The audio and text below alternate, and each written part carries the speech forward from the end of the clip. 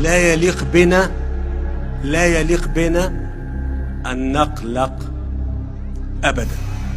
إن مصر قد أصبحت تمتلك من الأدوات السياسية والقوة العسكرية والاقتصادية ما يعزز من إنفاذ إرادتنا وحماية مقدراتنا.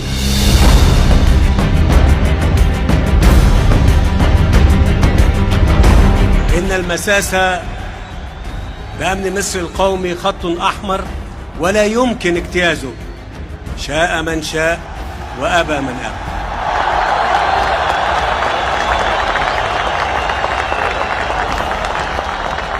قبل ما يحصل أي حاجة لمصر يبقى لازم أنا والجيش نروح عشان حاجة تحصل.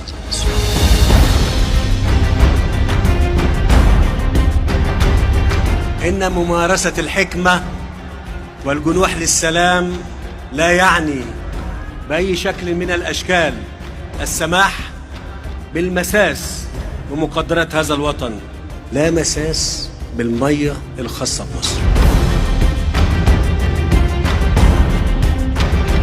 ونقول للآخرين انتوا تعيشوا واحنا هنعيش، تعالوا نعمل اتفاق قانوني ملزم يحقق لنا الخير جميعا، لنا ولكم. كلمة أنا بقولها